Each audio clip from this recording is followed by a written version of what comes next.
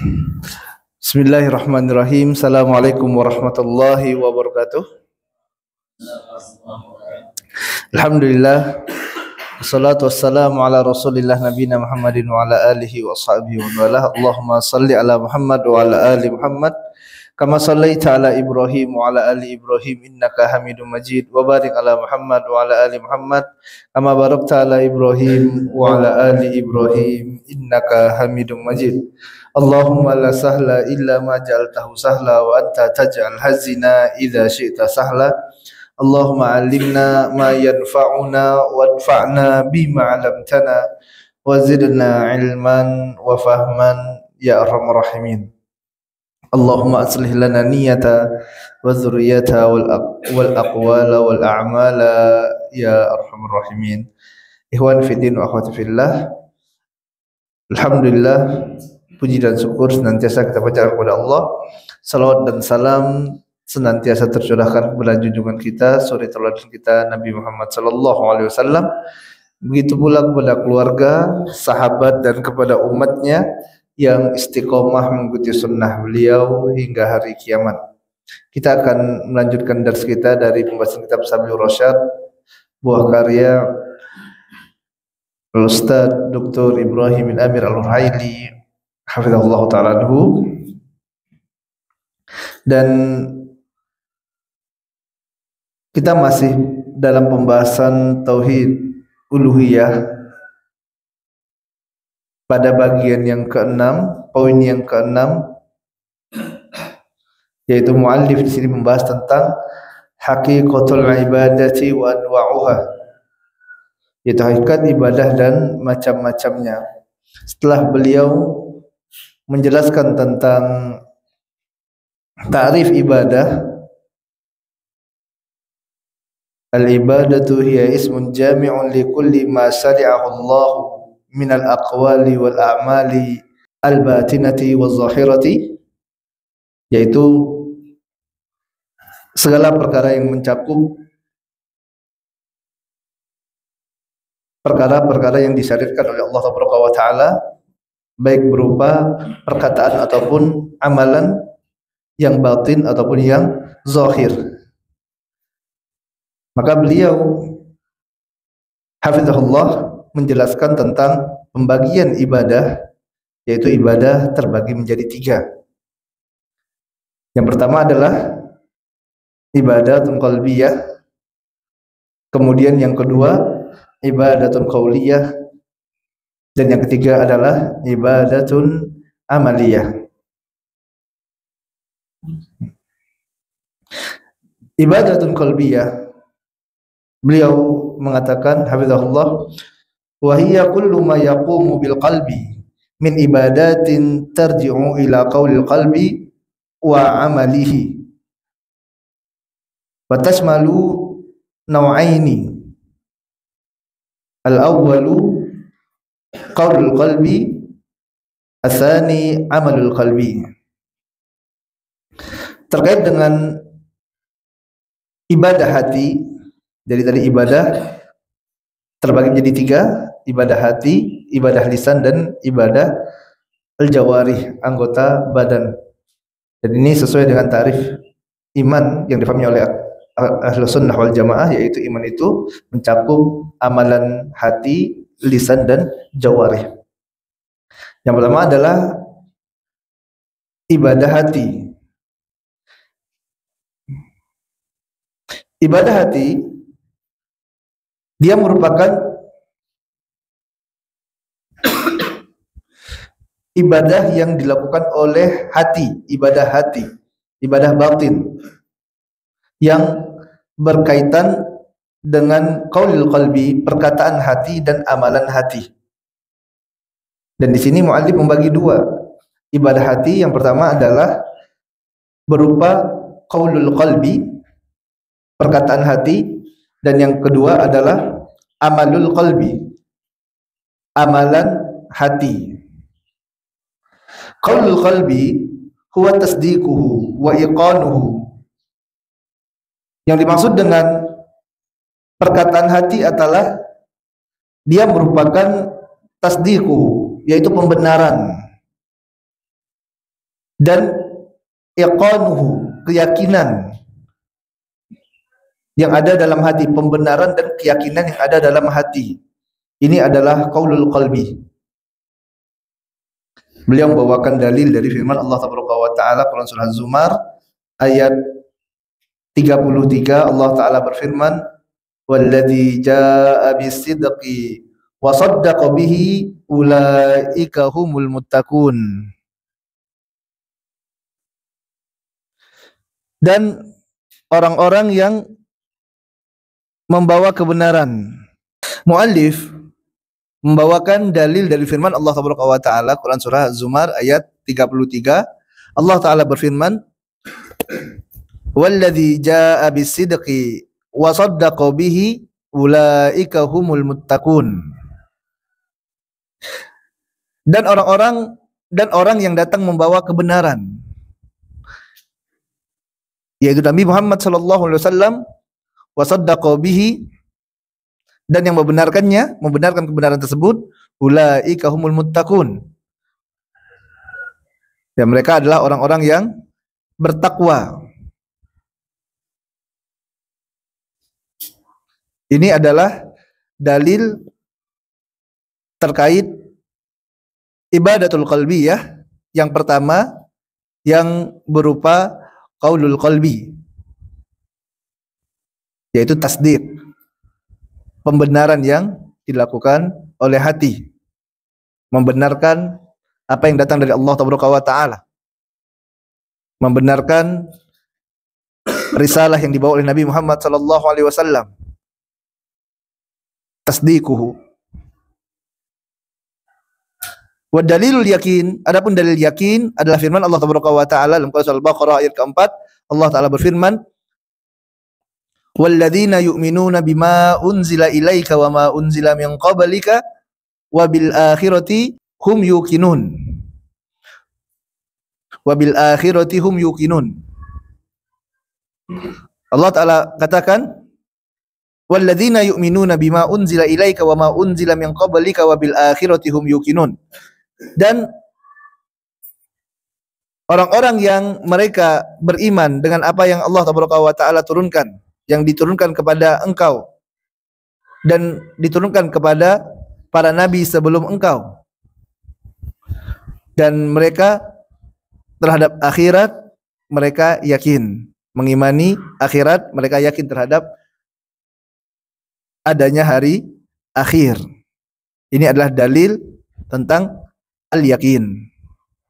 Ini adalah qaulul qalbi, yaitu tasdiq wal iqan, pembenaran dan keyakinan. Asani, yang kedua, amalul qalbi, yaitu amalan hati. Misal ikhlasi wa tawakkuli wal mahabbati. Contoh amalan hati itu adalah ikhlas, tawakal, dan cinta.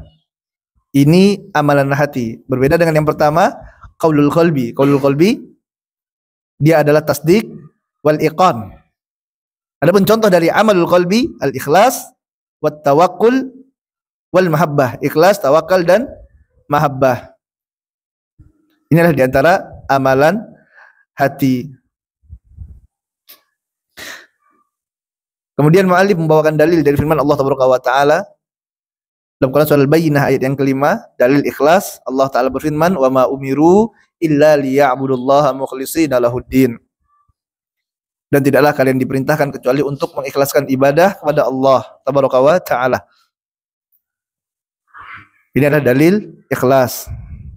Kemudian dalil tawakal adalah firman Allah Taala dalam Quran surah Al-Imran ayat 122. Allah Taala berfirman, "Wa 'alallahi falyatawakkalul mu'minun." Dan kepada Allah lah orang-orang mukmin itu bertawakal.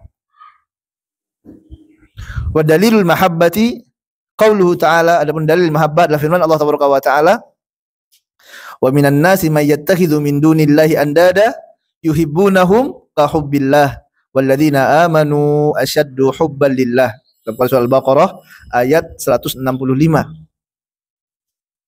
Dan di antara manusia ada yang mengambil tandingan-tandingan selain Allah Taala yang mereka mencintai tandingan-tandingan Allah Ta'ala tersebut sebagaimana mereka mencintai Allah Ta'ala. Adapun orang-orang yang beriman, mereka lebih cinta kepada Allah Ta'ala. Asyaddu hubba lillah. Ini adalah amalul qalbi yang diwakilkan dengan ikhlas, tawakal, dan mahabbah.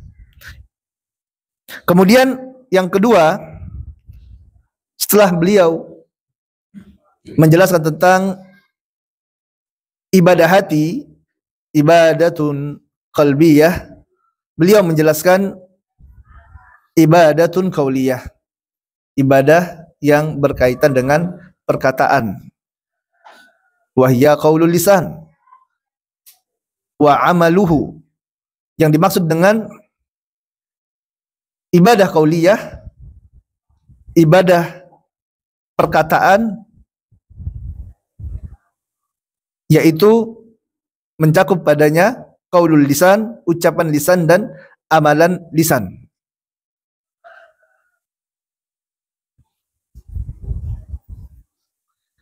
Yang mana amalan ini tidak akan terjadi illa bihi kan nutqi bi syahadataini wa tilawatil qur'ani wa dzikrillahi wa du'ai. Dan ibadah ini, ibadah lisan ini tidak akan terjadi kecuali adanya apa? Adanya nutqi, adanya ucapan yang keluar dari lisan. Seperti misalnya mengucapkan 2 kalimat syahadat. Yang ini diucapkan oleh lisan. Kemudian tilawah Al-Qur'an, membaca Al-Qur'anul Karim, ini pun diucapkan oleh lisan. Begitu juga dengan zikrullah, berzikir kepada Allah Taala, ini pun termasuk dalam kategori ibadah lisan.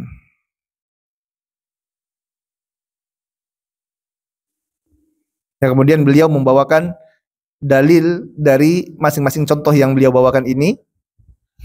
Dalil dari mengucapkan 2 kalimat syahadat, kemudian tilawah Al-Quran, dan zikrullah, serta ad-du'a, ya, serta doa. Kemudian yang ketiga adalah ibadatun amaliyah, yaitu ibadah amaliyah, amalan. Wahyal ibadatu az-zahiratu allati tuadda bil jawarihi. Dia merupakan ibadah yang zahir, yang tampak. Ini ibadatun amaliyah. Dia adalah ibadah yang zahir, yang tampak, yang dilakukan dengan anggota tubuh seseorang. Makanya dia tampak, beda dengan amalan hati. Amalan hati ini atau amalan batin ini tidak tampak. Amalan hati atau amalan batin ini tidak tampak karena dia berada dalam hati manusia. Baik itu qaulul qalbi ataupun amalul qalbi. Kejujuran seseorang, keyakinan seseorang kita tidak bisa melihatnya. Ataupun tawakal yang ada dalam hatinya, mahabbah yang ada dalam hatinya, kita tidak bisa melihatnya. Adapun ibadatun amaliyah, ibadah yang berupa amaliyah, perbuatan, dia adalah amalan zahirah, amal yang tampak. Ibadatun az-zahiratu allati tuadda bil jawarih, yang dilakukan amal ini dengan al-jawarih, dengan amal anggota badan. Misla salati was-siyami wal haji wal jihadi wal dzabhi. Contohnya adalah salat, kemudian puasa, kemudian haji, kemudian jihad, kemudian menyembelih. Ini semuanya bisa disaksikan oleh manusia. Seorang yang salat, tidak bisa dikatakan saya sekarang sedang salat dalam hati saya. Ya, salat, bagaimana salat dalam hati gitu kan ya? Ya, salat adalah, hukum asal salat ini adalah amalan zahir. Ya, kecuali kalau misalnya orang yang udah sakit tidak bisa bergerak sama sekali, ini beda cerita. Yang udah sakit, udah diperban semua tubuhnya gitu kan, mau bergerak tidak bisa, ini lain cerita. Adapun orang yang normal salatnya, maka ya dia harus melakukan gerakan-gerakan salat. Ada takbiratul ihramnya, ada sedekapnya, ada rukunya, ada sujudnya, ada duduk di antara 2 sujud, ada tahiyat, ada salam. Ini ibadah yang zahir, yang tampak. Begitu juga dengan puasa. Dia menjauhi perkara-perkara yang dapat membatalkan puasanya. Puasa ibadah yang zahir. Dia sahur, dia berbuka, kemudian juga haji. Ya haji amal yang zahir. Ya dia harus ke miqat, dia harus pakai ihram, dia harus lempar jamarat. Ini semuanya adalah amalan yang zahir, yang tampak. Jihad juga seperti itu, jelas orang berperang. Jihad. Kemudian menyembelih, berkurban, amalan yang tampak dengan anggota, ya tampak yang dilakukan amalan ini dengan anggota badan. Kemudian beliau hafizahullah ta'ala membawakan dalil-dalil dari contoh-contoh yang dibawakan tadi. Jadi antaranya dalil salat, wa aqimus salata wa atuz zakata warka'u ma'ar raki'in. Wa dalilus shaum qaulu ta'ala ya ayyuhalladzina amanu kutiba 'alaikumus syiyamu kama kutiba 'alal ladzina min qablikum la'allakum tattaqun. Ya, beliau hafizahullah bawakan satu persatu dalil dari contoh yang dibawakan dari amalan, dari ibadah amaliyah.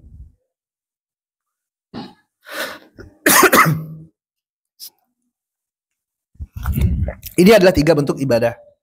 Yang pertama adalah ibadah hati, yang kedua ibadah dengan lisan, yang ketiga adalah ibadah yang dilakukan dengan amal anggota badan. Kemudian yang ketujuh dari pembahasan tauhid uluhiyah ini, muallif hafizahullah ta'ala anhu membawakan bentuk-bentuk penyimpangan. Qala muallif hafizahullah sabi'an mazahirul inhirafi fihi, yaitu penyimpangan-penyimpangan yang tampak dari tauhid uluhiyah ini. Beliau mengatakan al-inhirafu fi hadha tauhidi yarji'u ila thalathati anwa' kullu naw'in minha mudadun li asli min usulit tahqiqihi ats-thalathah as-sabiqah wa hiya imanu wal ikhlasu wal mutaba'atuh. Penyimpangan ini dari tauhid uluhiyah tadi, dia akan kembali kepada 3 pembagian yang dia merupakan usul dari ibadah yang telah kita bahas. Ada 3 usul ibadah. Yang pertama adalah iman, yang kedua ikhlas, yang ketiga mutaba'ah. Maka penyimpangan-penyimpangan yang terdapat di dalam usul ibadah, penyimpangan-penyimpangan yang terdapat dalam masalah uluhiyah, dalam pembahasan tauhid uluhiyah adalah sesuatu yang menyelisih dari 3 usul ibadah. Yang pertama, an-naw'ul awwal al-kufru. Yang pertama adalah kekufuran. Penyimpangan yang pertama adalah kekufuran. Yang mana kekufuran ini merupakan lawan dari usul ibadah yang pertama, yaitu iman.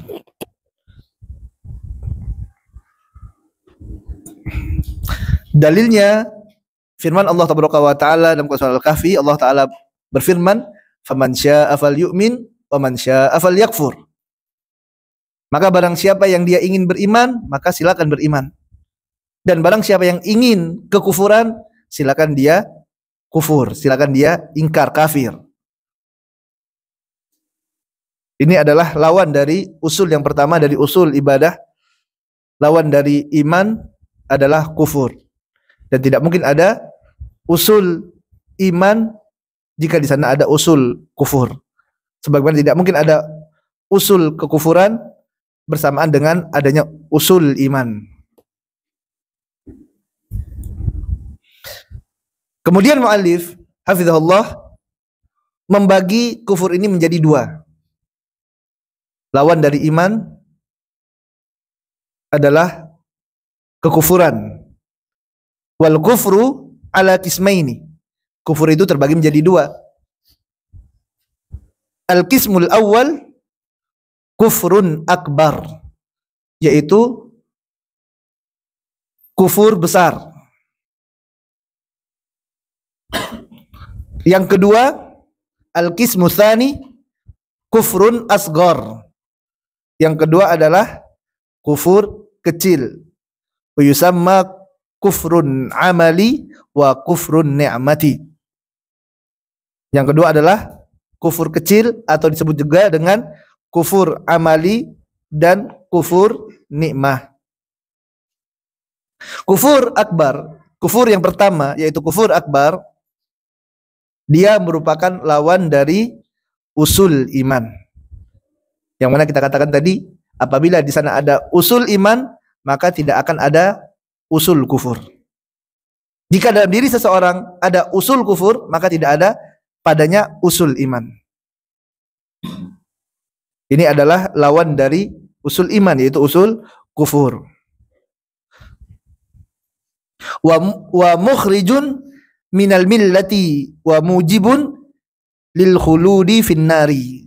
Dan orang yang di dalam dirinya terdapat usul kufur, maka dia keluar dari Islam, karena tidak mungkin ada usul kufur di dalamnya juga ada usul iman. Dia bukan seorang muslim, dan tempat kembalinya adalah di neraka. Dia kekal dalam neraka selama-lamanya. Dalilnya firman Allah Taala dalam Quran surat Taghabun ayat 10, Allah Taala berfirman, walladzina kafaru wa kadzdzabu biayatina ulaika ashabun nari khalidina fiha wa bi'sal masir.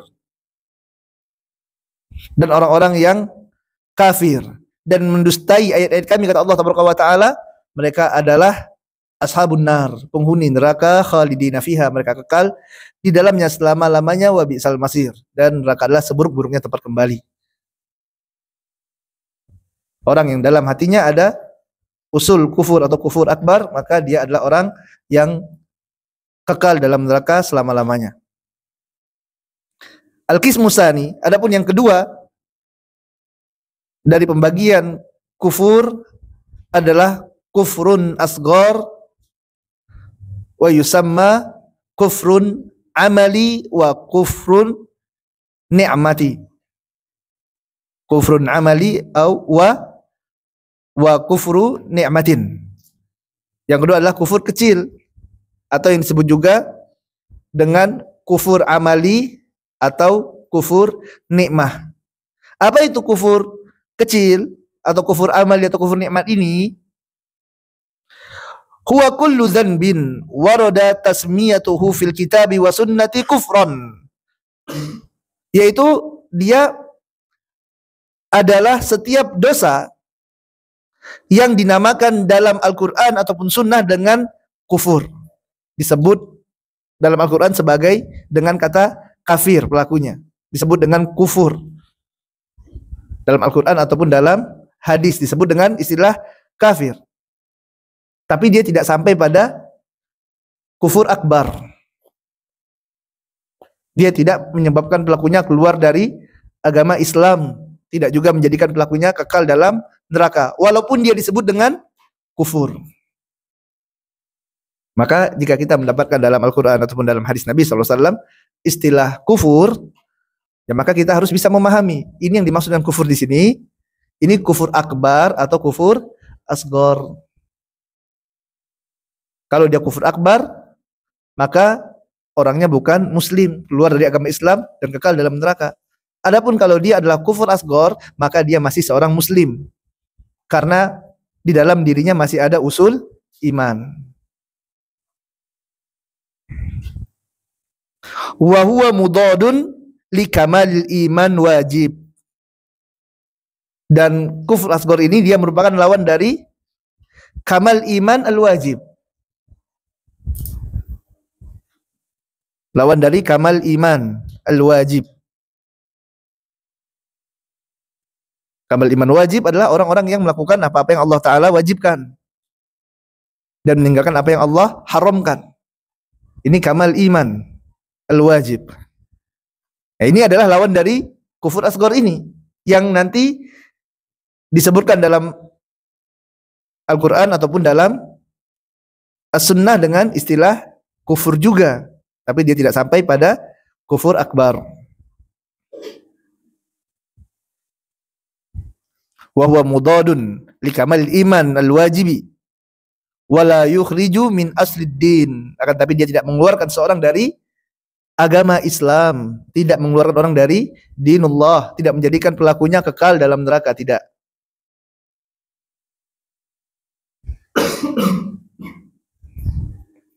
Contohnya adalah dalam hadis riwayat Bukhari, suatu Nabi SAW menyebutkan tentang penghuni neraka, yang mana kebanyakan dari penghuni neraka itu adalah wanita. Ya, ketika Nabi SAW dalam hadis Al-Bukhari dan Muslim, Nabi SAW menjelaskan tentang penghuni neraka yang paling banyak itu adalah wanita. Apa kata Nabi SAW? Apa yang menjadikan sebab wanita ini ternyata mereka adalah kebanyakan penghuni neraka adalah dari golongan mereka? Rasulullah SAW katakan, yakfurnal ashir wa yakfurnal ihsan. Sebabnya adalah mereka kufur terhadap suami mereka dan kufur terhadap perbuatan baik suami mereka. Yakfurnal asir wa yakfurnal ihsan. Mereka kufur, mengingkari, mereka kufur terhadap suami-suami mereka, terhadap suami mereka, para wanita ini, dan mereka mengingkari kebaikan suami tersebut. Kemudian Nabi SAW mengatakan, "Lau ahsanta ila ihdahunna dahra, thumma ra'at minka syai'an, qalat ma ra'aitu minka khairan qat." Kemudian Nabi SAW mengatakan, kalau seandainya engkau berbuat baik kepada mereka, para wanita tersebut, kemudian wanita ini dapati satu saja keburukan yang engkau lakukan, maka apa katanya? Ma ra'aitu minka khairan qat. Aku tidak pernah mendapatkan satu pun kebaikan dari engkau, wahai suamiku. Padahal selama ini sudah diperlakukan dengan sangat baik. Satu saja kalian bikin keburukan, kata Nabi, maka dia akan mengatakan, kamu tidak pernah berbuat kebaikan kepadaku satu pun juga.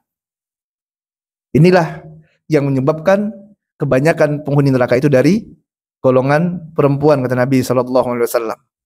Yakfurnal ashira wa yakfurnal ihsana. Kemudian apa kita katakan di sini?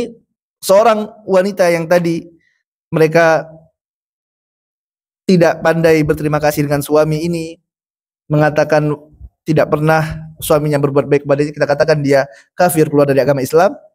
Apakah kafir yang dimaksud dengan hadis ini adalah kafir yang mengeluarkan dari millah? Jawabannya tidak. Karena ini adalah kafir kufrun amali, kufur asghar. Dan tidak bisa kita katakan ini kafir, bukan. Walaupun lafaznya lafaz kufrun, gitu. Walaupun lafaznya adalah lafaz kufrun. Kemudian di sini mu'allif membawakan contoh dari hadis Nabi SAW yang diriwayatkan Imam Bukhari, di mana Nabi SAW mengatakan, sibabul muslim fusukun wa qitaluhu kufrun. Rasulullah SAW bersabda, mencela seorang muslim itu adalah kefasikan dan memeranginya adalah kekufuran. Maka kita katakan, apakah seorang yang memerangi seorang muslim lantas dia keluar dari agama Islam? Jawabannya tidak. Ini kufur yang maksud di sini adalah kufur asghar. Ya, kufur asghar. Dia dosa besar, ya, dia dosa besar. Tapi dia merupakan lawan dari kamal iman al-wajib. Ini merupakan dosa besar, tapi tidak sampai menjadikan seorang keluar dari agama Islam karena pada dirinya masih ada usul iman. Kemudian penyimpangan yang kedua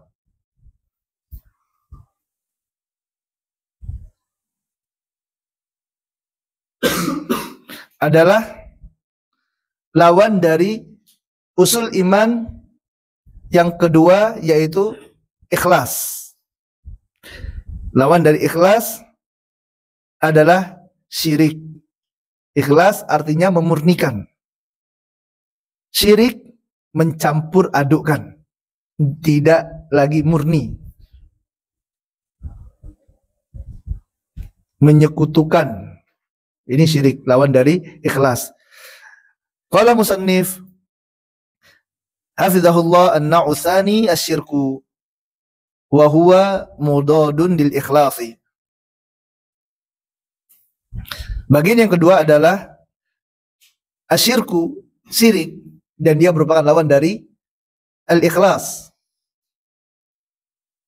Qala tabaraka wa ta'ala hunafa'a lillahi ghairu musyrikina bihi. Dalam Quran surah Al-Hajj ayat 31 Allah Ta'ala katakan hunafa'a lillah, yaitu hanif, tulus, ikhlas untuk Allah Tabaraka wa Ta'ala, ghairu musyrikina bihi, tanpa disekutukan dengan sesuatu apapun juga. Ini adalah ikhlas. Lawan dari ikhlas adalah syirik.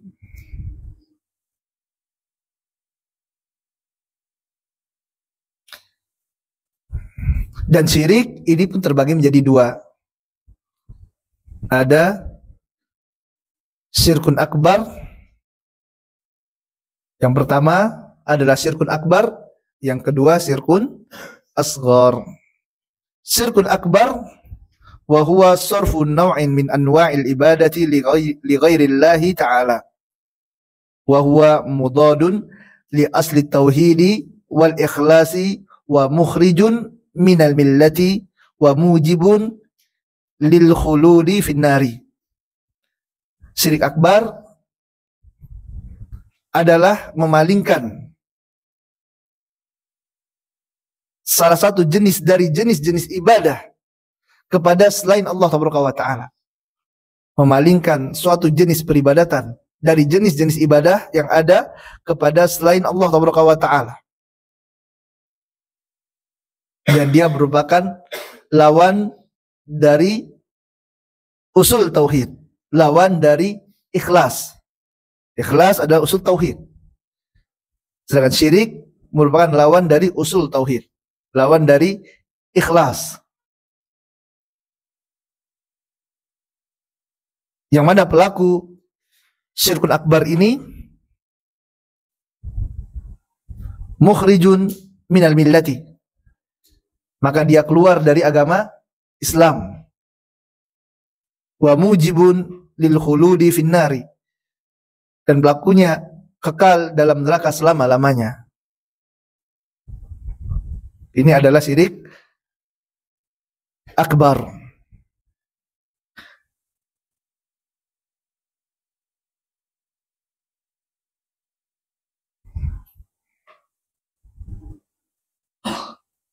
Ya, dari takrif dari syirkul akbar yang lainnya yang dibawakan dari Fatwa bin Baz,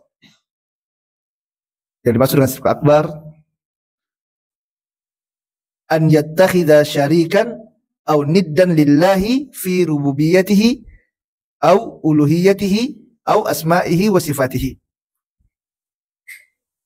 Dalam Fatwa bin Baz disebutkan yang dimaksud dengan syirik akbar adalah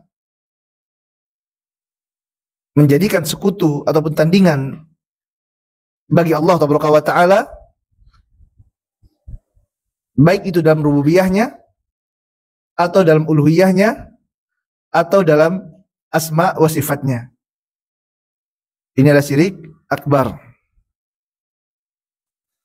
Wa syirkul akbar yakunu fi i'tiqadati kan ya'taqida anna ghairallahi mustahiqun lil ibadah wa yakunu fil a'mali kadzabhi li ghairillah wa yakunu fil aqwali kaddu'ai ghairillahi fima la yaqdiru alaihi illallah.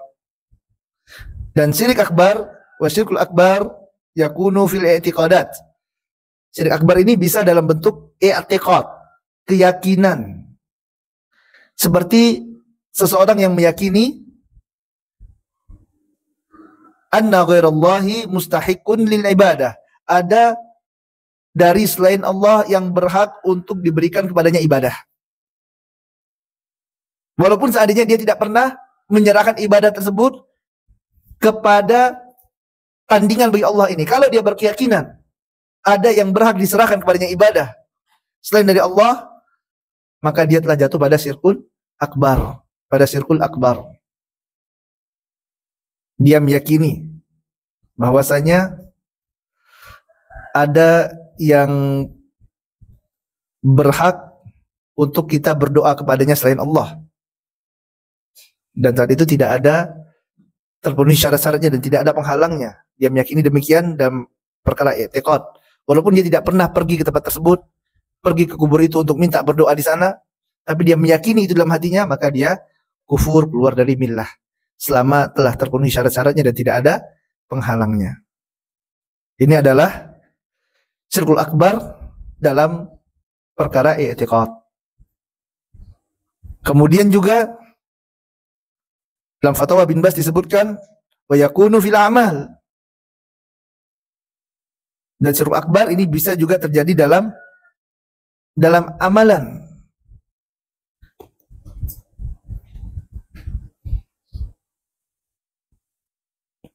Ya, seperti kadzabhi li ghairillah, menyembelih untuk selain Allah wa ta'ala. Ini syirk akbar. Dia menyembelih untuk selain Allah wa ta'ala. Seperti dalam hadis yang mana Nabi SAW mengabarkan ada seorang yang masuk surga dikarenakan seekor lalat. Ada yang masuk neraka karena seekor lalat. Yang dia serahkan lalat ini, dia bunuh lalat tadi sebagai dia berikan untuk selain Allah wa ta'ala sebagai tumbal, dia serahkan kepada selain Allah. Maka apabila seseorang menyembelih untuk selain Allah, dia menyembelih sapi untuk jin penghuni lautan, untuk jin penunggu sungai, dia sembelih kambing, maka ini adalah syirkul akbar, syirik yang besar yang dapat menyebabkan seseorang keluar dari agama Islam dan kekal dalam neraka. Dan dihapuskan seluruh amal solehnya apabila terpenuhi syarat-syaratnya dan tidak ada penghalangnya. Wa yakunu fil aqwal. Dan syirik akbar ini juga bisa dalam bentuk perkataan. Kadu'ai ghairillahi fima la yaqdiru alaihi illallah. Seperti dia berdoa kepada selain Allah, yang mana tidak ada yang bisa menjawab doa itu selain Allah wa ta'ala. Dia ucapkan dengan lisannya. Beda dengan yang pertama tadi. Yang pertama dia yakini dalam qalbunya, walaupun dia tidak pernah mendatangi, tidak pernah mengucapkan doa tersebut, tapi dia yakin dalam hatinya. Ini syirik akbar, ini syirkul akbar fil i'tiqadat, dalam i'tiqad. Adapun yang barusan kita sampaikan adalah syirik akbar fil aqwal, dalam perkataan. Yaitu seseorang yang dia berdoa, yang harusnya doa ini dia serahkan kepada Allah, namun dia berdoa untuk selain Allah, maka dia telah jatuh pada syirik akbar.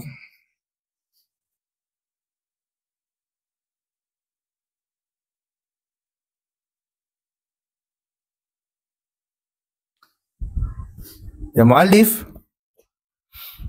hafizahullah mengatakan syirkul akbar wa huwa sarfun naw'in min anwa'il ibadah li ghairillahi ta'ala wa huwa mudadun lil asli tauhidi wal ikhlas. Man yusyrik billahi faqad harramallahu alaihi al-jannah wa ma'wahu an-naru wa ma liz-zalimin min ansar. Sungguh barang siapa yang dia menyekutukan Allah wa ta'ala, innahu man yusyrik billah, barang siapa yang dia menyekutukan Allah wa ta'ala, faqad harramallahu alaihi al-jannah, maka Allah haramkan baginya surga. Diharamkan surga, maka seorang yang diharamkan surga tempat kembalinya adalah neraka. Faqad harramallahu alaihi al-jannah wa ma'wahu an-nar, dan tempat kembalinya adalah neraka. Wa ma liz-zalimin min ansar, dan tidak ada penolong bagi orang-orang zalim tersebut. Dan orang yang menyekutukan Allah adalah orang yang melakukan kezaliman yang paling besar. Tingkat kezalimannya adalah zalim yang paling zalim, maksiat yang paling besar. Ini menyekutukan Allah subhanahu wa ta'ala. Wa huwa muhbitun lil amali bil kulliyati. Bahkan syirik akbar ini menghapuskan seluruh amal soleh yang dilakukan oleh seorang hamba. Qala ta'ala wa laqad uhiya ilaika wa ilal ladzina min qablika la in asyrakta la yahbatanna 'amaluka wa la takunanna minal khasirin. Dalam Quran surah Zumar ayat 65 Allah Ta'ala mengatakan, dan telah diwahyukan kepada engkau dan kepada nabi-nabi sebelum engkau. Apabila engkau menyekutukan Allah Subhanahu wa taala, maka akan dihapuskan amalan-amalan yang engkau lakukan, wala takunanna minal khasirin, dan engkau akan termasuk dari orang-orang yang merugi. Ini adalah syirkun akbar. Kemudian yang kedua adalah syirkun asghar. Yang kedua adalah syirkun asghar, yaitu syirik kecil. Lawan dari ikhlas. Ikhlas, lawan dari ikhlas adalah syirik. Dan syirik tadi ada dua, syirik akbar dan syirik asghar. Syirik asghar wa huwa kullu qaulin aw fi'lin atlaqa alaihi syar'u wasfa syirki wa lam yasil ila haddi syirkil akbar. Adapun syirik kecil adalah setiap perkataan ataupun perbuatan yang dimutlakkan, yang dinamai dia dengan syirik, disifati dia dengan kesyirikan dalam syariat, disebutkan dia dengan syirik. Akan tetapi dia tidak sampai pada syirik akbar. Dia disebut dengan syirik, tapi tidak sampai pada syirik akbar. Dan di sini juga Anda tambahkan ada beberapa ta'rif dari syirik asghar. Di antaranya adalah ta'rif dari syirik asghar yang disampaikan oleh Syekh Abdurrahman bin Nasir As-Sa'di dalam Qaulus Sadid. Beliau rahimahullah mengatakan syirik asghar adalah jami'ul aqwal wal af'al allati yatawassalu biha ila syirkil akbar, yaitu setiap perkataan ataupun perbuatan yang akan menjadi tawassul, akan menjadikan seseorang terjatuh pada syirik besar. Ini adalah syirik asghar, kata Syekh Abdurrahman bin Nasir As-Sa'di rahimahullah. Contohnya adalah ucapan Masya Allah wa syi'ta, ya Masya Allah wa syi'ta, atas kehendak Allah dan kehendak engkau.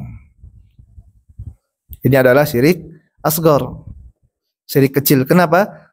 Karena ucapan ini bisa mengantarkan seseorang pada syirik besar, pada syirik akbar. Contoh lain adalah seseorang yang memakai jimat dengan keyakinan Allah yang memberikan masalah dan mudarat, bukan jimat tersebut, tapi dia pakai jimat ini. Nah, ini adalah syirik.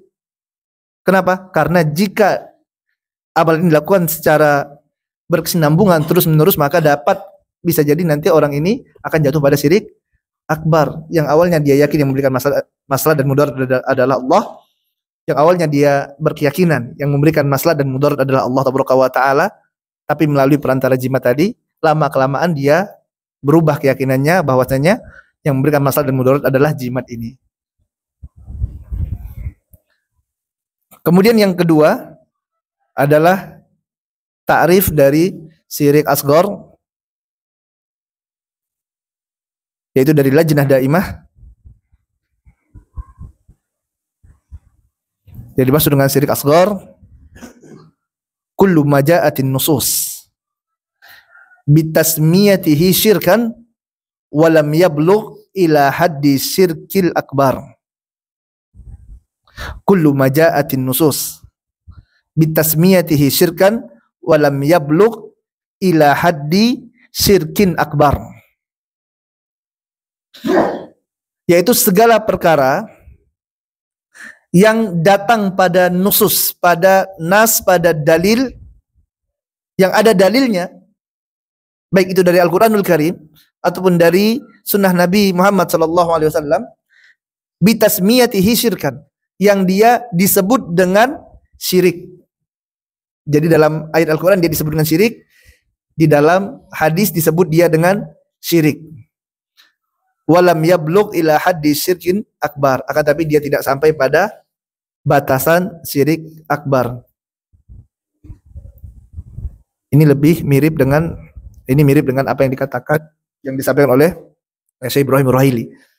Ya, pendapat yang kedua ini yaitu ta'rif syirik asghar oleh Lajnah Daimah. Yaitu setiap dalil yang ada dalilnya dari Al-Qur'an atau dari hadis yang dia di sana tertuliskan syirik, tapi tidak sampai pada batasan syirik akbar, syirik besar. Berbeda dengan tarif yang pertama. Kalau tarif yang pertama adalah segala sesuatu yang dia akan menjadi wasilah seseorang masuk terjatuh pada syirik akbar, inilah syirik asghar. Yang kedua, tarif yang kedua ini harus ada dalilnya. Dalil dari Al-Quran atau dari hadis yang menyebutkan dia sebagai kesyirikan. Tapi dia tidak sampai pada syirik besar.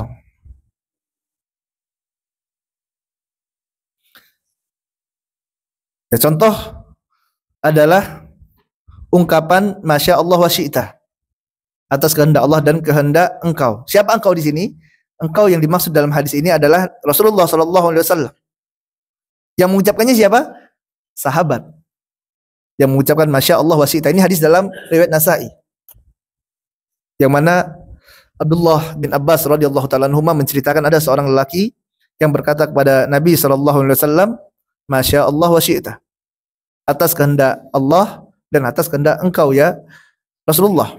Kemudian Rasulullah SAW bersabda, Aja'altani lillahi niddan, apakah engkau akan menjadikan aku tandingan bagi Allah, kata Rasulullah.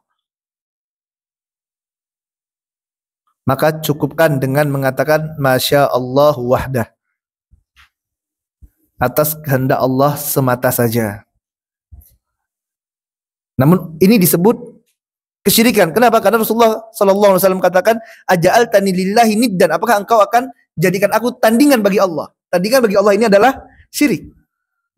Tapi apakah ini sampai pada syirik akbar? Jawabannya tidak sampai. Kenapa? Karena yang mengucapkannya adalah sahabat. Tidak mungkin sahabat ya ini menjadikan Rasulullah SAW sebagai tandingan bagi Allah Taala. Tidak mungkin sahabat berkeyakinan seperti itu. Nah, maka ini adalah syirik asghar. Ucapan Masya Allah wa syi'ta ini.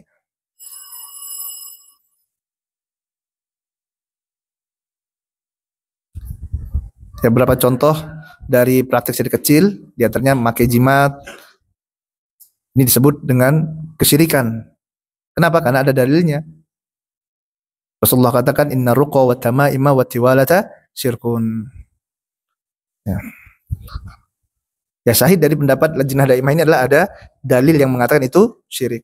Adapun pendapat yang pertama dari Syekh Abdurrahman bin Nasir Sa'di rahimahullah, ini tidak mesti ada dalil yang menyebutkan itu syirik, menyebutkan syirik. Tapi segala sesuatu yang dapat mengantarkan seseorang terjatuh pada syirik akbar itu adalah syirik asghar. Ya, seperti itu. Kemudian yang terakhir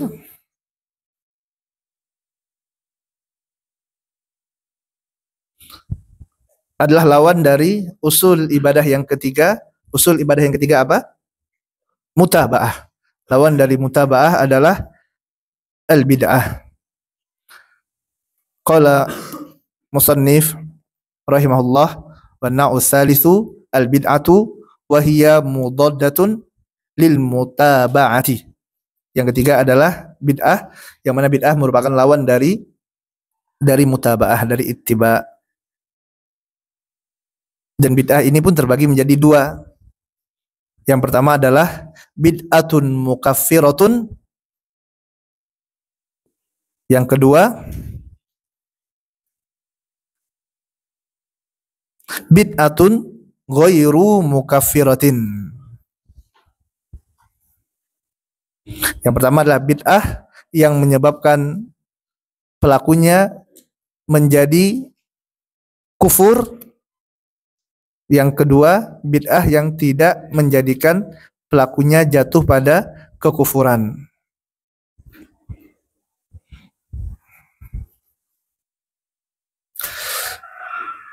Bid'atun mukaffiratun wahya mudaddatun li aslil mutaba'ati mukhrijatun minal millati. Bid'ah mukafirah adalah bid'ah yang merupakan lawan dari usul mutaba'ah. Dan mutaba'ah, jamaah rahmat Allah taala, ini merupakan konsekuensi dari syahadat asyhadu anna Muhammadar Rasulullah. Artinya seseorang yang dia keluar dari mutaba'ah, dari usul mutaba'ah, maka batal syahadat asyhadu anna Muhammadar Rasulullah. Dan seorang yang batal syahadatnya keluar dari agama Islam.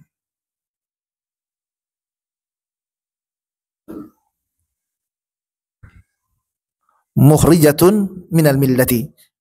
Ya, orang yang jatuh pada bid'ah mukaffirah ini dia keluar dari agama Islam. Ya, sawaun kanat i'tiqadiyatan ka i'tiqadi khalqil Qur'ani wal bada'i 'ala Allah au amaliyatan kasujudi lil qabri wal dhabhi li ghairillahi au qauliyatan kaddu'ai ghairillahi au sabbiddin. Sama saja, baik bid'ah mukafirah yang dilakukan itu adalah dalam perkara i'tiqad, dalam perkara keyakinan, seperti dia meyakini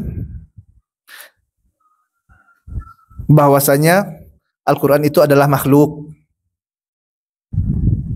Ini seperti bid'ahnya apa?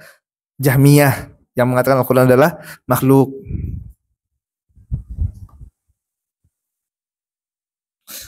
Jadi adalah bid'ah mukafirah. Begitu juga dengan bid'ahnya Qadariyah yang mengingkari takdir,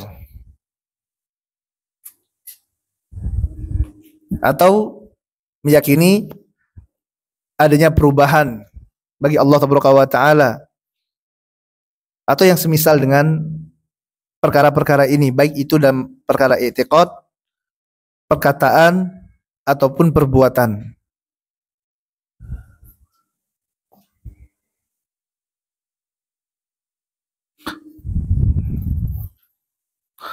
Wahia muhbitatun li'amali sahibiha kullihi bil kufri. Dan dia menghapuskan seluruh amal pelakunya. Kenapa? Karena dia telah jatuh pada kekufuran, bid'ah mukafirah. Kemudian yang kedua adalah al-qismus tsani, bid'atun ghairu mukafirah. Bid'ah yang tidak menyebabkan pelakunya kufur, keluar dari agama Islam. Wahia mudadatun likamalil mutaba'atil wajibah. Dan dia merupakan lawan dari kesempurnaan ittiba terhadap perkara-perkara yang wajib. Ya, dia tidak kehilangan usul ittiba. Usul ittibanya masih ada. Tapi apa? Tapi kehilangan kamal wajib dari ittiba Rasul. Tidak sempurna dalam ittiba mengikuti Nabi Muhammad SAW. Berbeda dengan yang pertama tadi. Yang pertama, dia berlawanan dengan usul mutaba'ah, usul dari ittiba. Kalau usul ittibanya hilang, ya maka keluar dia dari agama Islam. Kenapa? Karena rusak syahadat asyhadu anna Muhammadar Rasulullahnya. Ini bid'ah mukafirah. Adapun bid'ah ghairu mukafirah, ini hanya menjadikan orang tadi tidak sempurna dalam mutaba'ah, dalam mengikuti Nabi SAW, dan tidak menyebabkan pelakunya keluar dari agama Islam.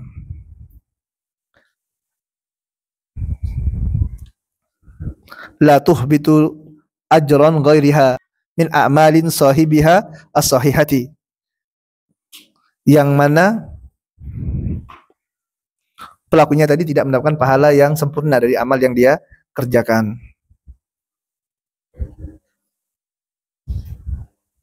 Seperti kata muallif, bid'ahnya haul. In lam yazhabha ma huwa kufrun aw syirkun. Selama dalam kegiatan haul tadi ya tidak masuk unsur kekufuran ataupun kesyirikan. Ini adalah bid'ah yang dia lakukan yang mengurangi kesempurnaan mutabaahnya kepada Nabi Muhammad sallallahu alaihi wasallam.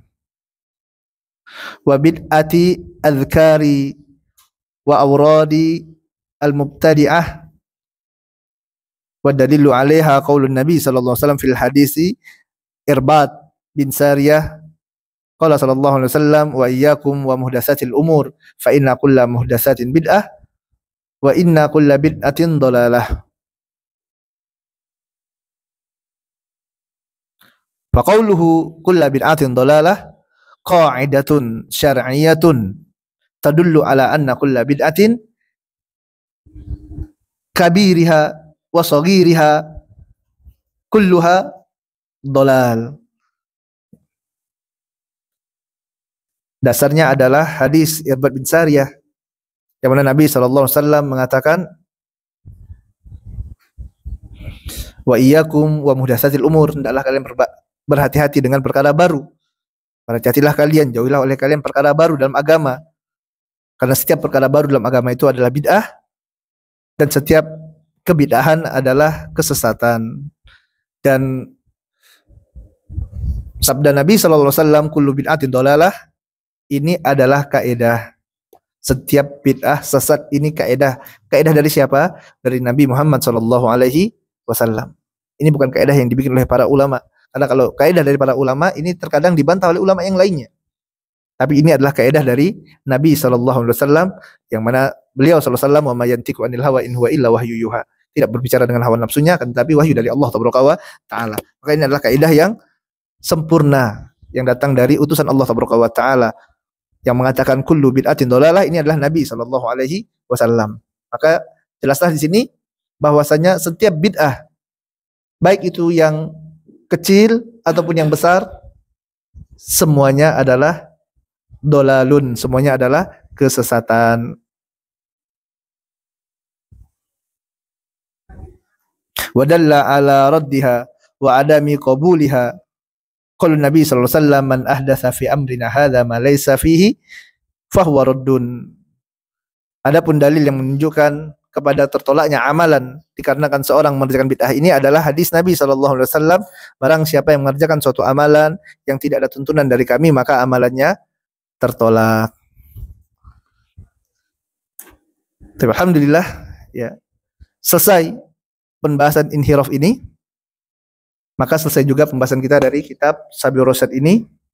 Semoga apa yang telah kita bahas dapat bermanfaat bagi ana pribadi dan bagi antum dan antuna semuanya. Semoga Allah Taala catat apa yang kita pelajari ini semuanya dalam catatan amal kebaikan kita, dan semoga Allah berikan kepada kita taufik untuk dapat mengamalkannya dengan sebaik-baiknya. Wabillahi taufiq wal hidayah. Subhanakallahumma wa bihamdika asyhadu an la ilaha illa anta astaghfiruka wa atubu ilaik. Assalamualaikum warahmatullahi wabarakatuh.